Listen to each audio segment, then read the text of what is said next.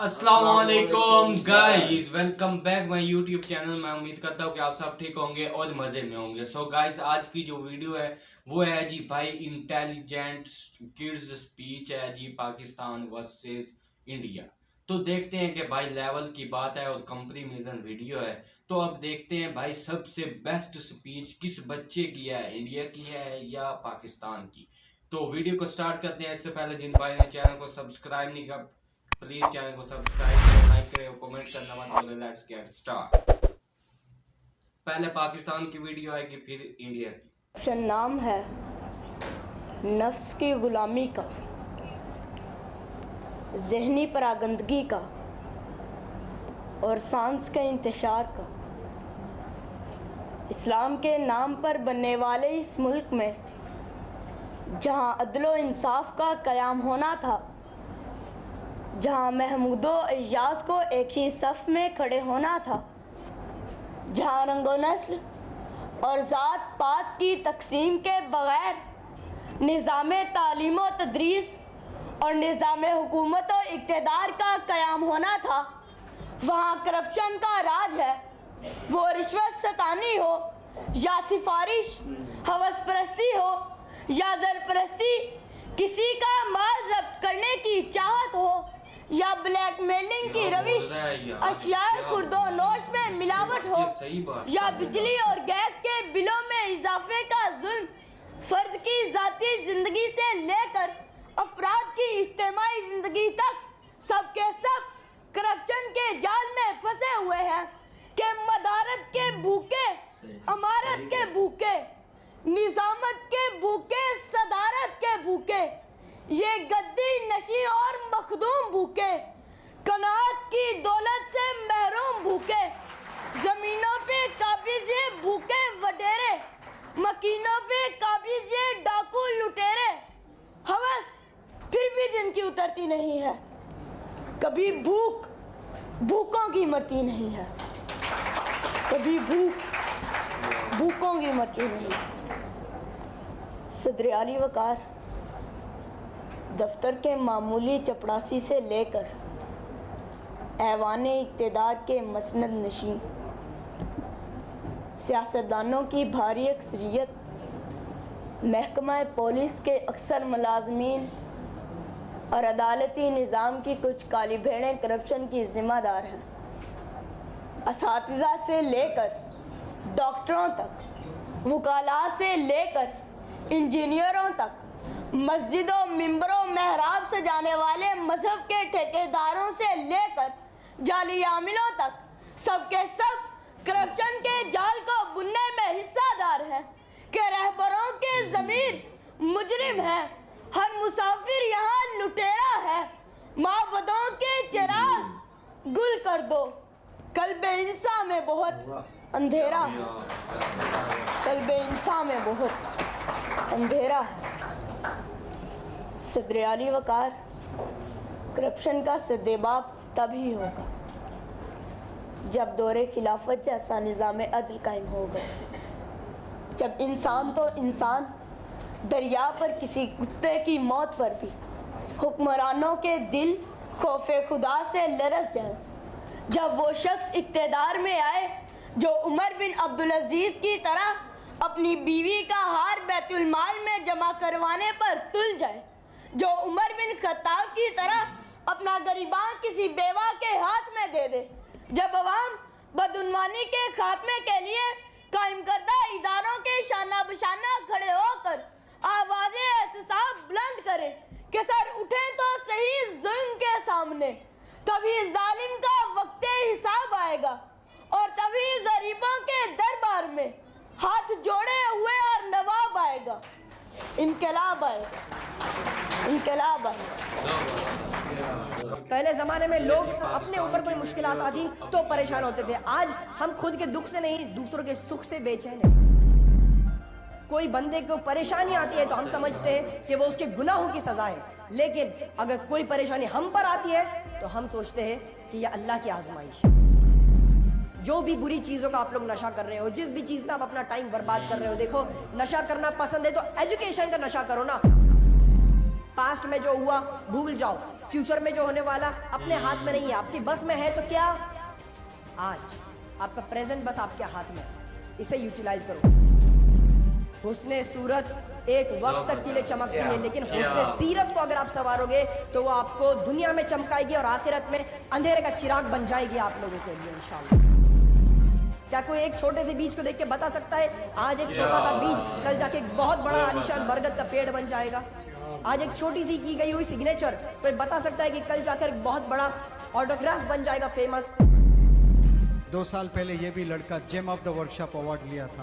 आज कितना कॉन्फिडेंस और कैसा जबरदस्त मोटिवेट बंदों को कर रहा है। आप देख रहे हैं इंग्लिश हाउस एकेडमी के प्लेटफॉर्म पर कैसे स्पीकर्स उभर रहे हैं। डॉक्टर रफीक साहब, ये आपका ख्वाब था, वो पूरा होता हुआ आप देख रहे हो इंशाअल्लाह। It is just the beginning. Revolution आएगा और भारत चमकेगा और उसमें हमारे नौजवान बच्चों का बहुत बड़ा कंट्रीब्यूशन रहेगा। उसमें अनस का भी नाम चमकेगा इंशाअल्लाह। Always believe in yourself, always identify the potential, the energy, the power in yourself, and never mind the taunts of the people.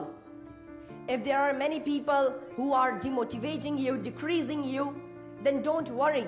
Even if your own family, your own relatives, friends and family are demotivating you, then don't worry my friends, because there were many prophets who had gone through this phase. अपने खुद के भाइयों ने ढकेल दिया था कुएं में हजरत यूसुफ अलैहिस्सलाम को। हसद थी, जलन थी, खुद के भाइयों ने ढकल दिया, खून था खुद का, फिर भी ढकल दिया, डाल दिया। हजरत इब्राहिम अलैहिस्सलाम को दुनिया की सबसे बड़ी आग, खौलती हुई आग थी, जहाँ पे उड़ते हुए परिंदे उस आग को देखकर नीचे गिर रहे थे।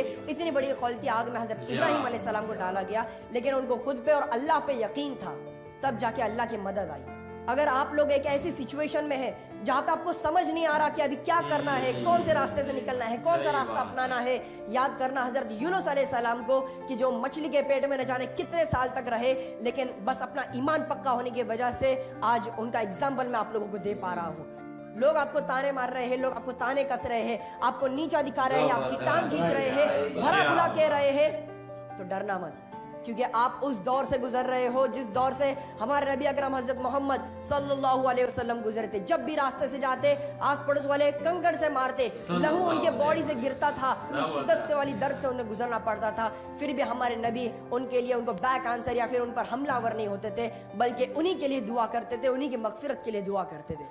वैसी पर्सनैलिटी हमें बनना है आज के दिन, वैसा माइंडसेट, वैसा जोश, वैसा दिमाग, वैसा अपने अंदर कैरेक्टर डेवलप करना है। पहले के जमाने में लोग उतने पावरफुल, उतने स्ट्रांग हुआ करते थे, लेकिन आज हम बहुत वीक हो चुके हैं, पूरी तरह से कमजोर हो चुके हैं। मैं फिजिकली बात नहीं कर रहा हूं, mentally we are weak. Mentally हम पूरी तरह से डिस्ट्रॉय हो चुके हैं, हमारी सोच न जाने किस कदर गिर चुकी है। पहले जमाने में लोग अगर अपने ऊपर कोई मुश्किल आती तो परेशान होते थे, आज हम खुद के दुख से नहीं दूसरों के सुख से बेचैन है।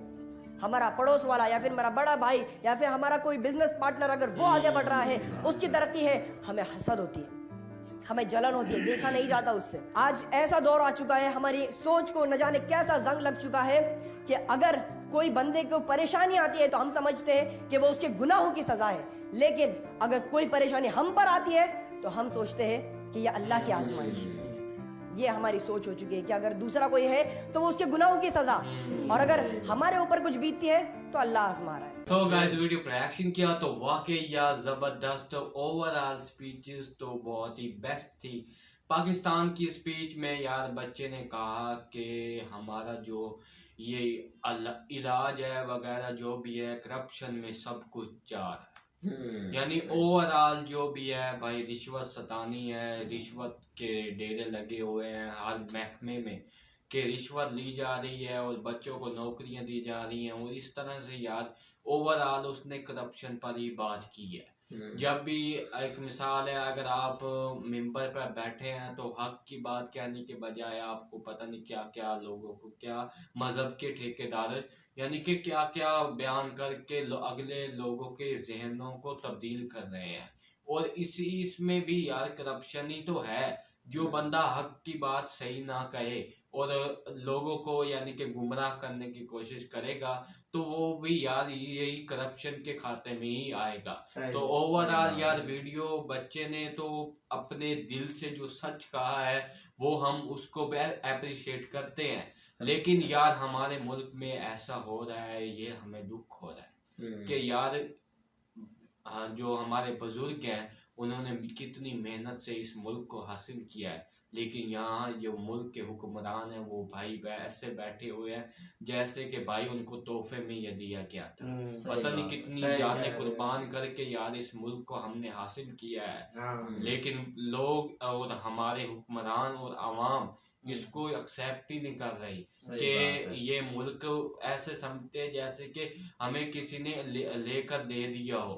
तो आप जब 1947 वाली तारीख देखेंगे पढ़ेंगे तो वो बूढ़े जो बाप हैं वो खून के आंसू बैठ कर रोते हैं कि किस कदर उन्होंने कुर्बानियां देकर इस मुल्क को हासिल किया है। तो दूसरी बात थी भाई इंडिया की ओवरऑल स्पीच बहुत ही बेस्ट थी। बच्चे ने हमारे नबी हजरत मोहम्मद सल्लल्लाहु अलैहि वसल्लम की सीरत को परखा और कहा कि किस कदर उन्होंने पेट पे पत्थर बांध कर अपनी रियाया को यानी कि बेस्ट से बेस्ट उनको खाना खिलाया और उनकी देखभाल की और उन्हें जिंदगी गुजारने के तरीके सिखाए। हज़रत यूसुफ अलैहिस्सलाम को जब कुएं में उसके भाइयों ने फेंका था तो उसका वाकया ओवरऑल सुनाया कि किस कदर उन्होंने बर्दाश्त किया इस वाकये को कि वो। और दूसरी बात ये है कि वो उन्होंने अपने भाइयों को माफ भी किया था। तो ओवरऑल यार वीडियो बहुत ही जबरदस्त थी। बच्चे ने ऐसी ऐसी मिसालें सुनाई, हम भी इंस्पायर हो गए और हमारे भी शायद ही आंखों से आंसू आ जाए, क्योंकि एक इंडियन बच्चा होकर हमारे नबियों की मिसालें देकर लोगों को समझा रहा है कि आखिरत में क्या होगा और हमारे जो बड़े बुजुर्ग हैं और हमारे जो हैं उलमाए कराम कैसे इन हमारे नबी सल्लल्लाहु अलैहि वसल्लम की सीरत को पढ़ते हैं और हमें सुनाते हैं कि किस कदर उन्होंने भी कुर्बानी दी। तो आपकी क्या राय है आपने कमेंट में बताना है और हमारी वीडियो रिएक्शन कैसे लगी आपने बताना है। मिलते हैं नेक्स्ट वीडियो में, तब तक के लिए बाय बाय गाय।